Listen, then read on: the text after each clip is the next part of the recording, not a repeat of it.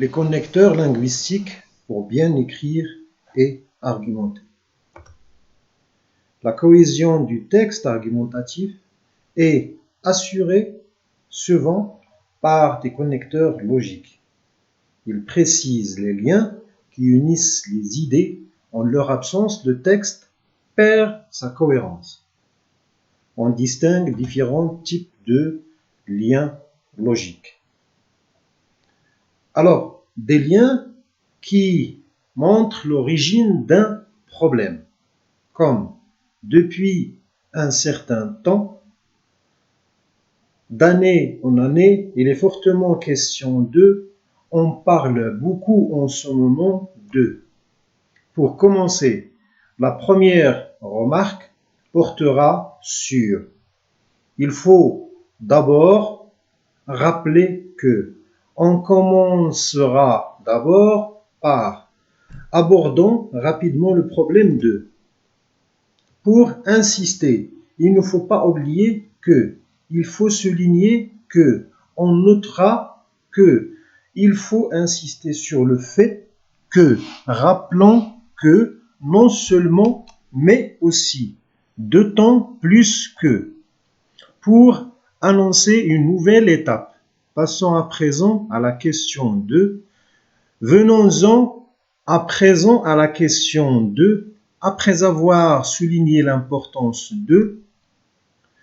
d'idées exprimant une conséquence. Par conséquent, c'est pourquoi ainsi aussi plus inversion de sujet, alors en conséquence dès lors d'où. Pour marquer une suite d'idées exprimant une cause, car en effet, parce que, du fait que, étant donné que, puisque, sous prétexte que, comme. Pour démentir les bruits selon lesquels sont dénués de tout fondement. Il n'a jamais été question de, il ne saurait être question un seul instant de, il ne peut être question en aucun cas de, sous prétexte que. Les rumeurs selon lesquelles il serait question de sont sans fondement. Pour énumérer les arguments, d'abord, ensuite, de plus, en outre, par ailleurs, enfin, en premier lieu, en deuxième lieu, en dernier lieu, à ce premier avantage s'ajoute, si l'on ajoute enfin, non seulement, mais aussi. Pour faire des concessions, il est exact que, mais, il est certain que, il n'en reste pas moins vrai que, il en est fait possible que, cependant, tout en reconnaissant le fait que, il faut cependant noter que, certes, cependant, il se peut que, mais il n'est pas de tout impossible que, mais sans doute, mais il ne fait pas de doute que, mais. Bien entendu, mais.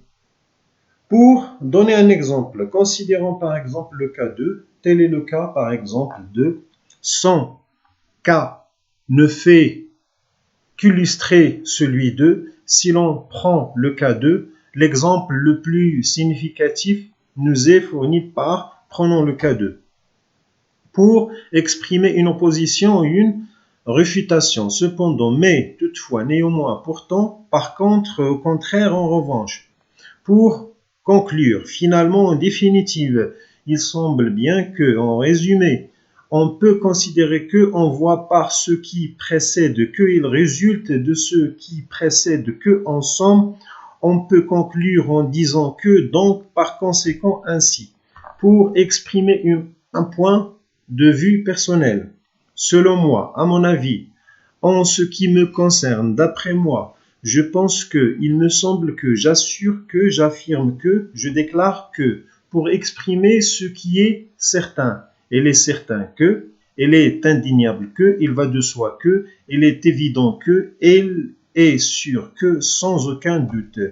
Pour exprimer ce qui n'est pas sûr, il est probable que, il se peut que, il est possible que, pour indiquer ce qui se ressemble. Il va de même, on retrouve là, bien le même, de même. Pour mettre en relief, c'est qui, c'est que, ce qui c'est, ce que c'est.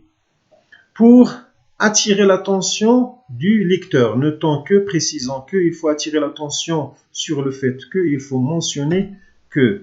Pour expliquer un détail, c'est-à-dire ce qui veut dire, ce qui signifie.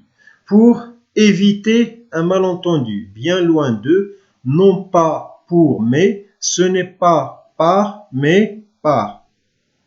Pour montrer son désaccord, je condamne, je reproche, je proteste, je critique, j'accuse, je refute l'argument, je suis contre. Pour montrer son accord, j'admets que, j'approuve que, je reconnais, je suis d'accord.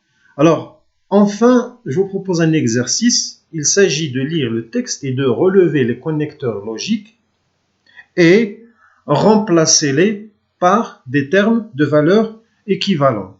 Donc, vous allez remplacer le connecteur logique par un autre de même nature. Il professait que la femme est sans force contre la réclame, qu'elle finit fatalement par aller au bruit. Du reste, il lui tendait des pièges plus savants. Il l'analysait en grand moraliste. Ainsi, il avait découvert qu'elle ne résistait pas au bon marché, qu'il achetait sans besoin, quand elle croyait conclure une affaire avantageuse, et sur cette observation, il basait son système des diminutions de prix. Émile Zola, Au bonheur des dames, 1888. Et merci pour votre attention. N'oubliez pas de recopier les liens logiques sur votre cahier ainsi que l'exercice.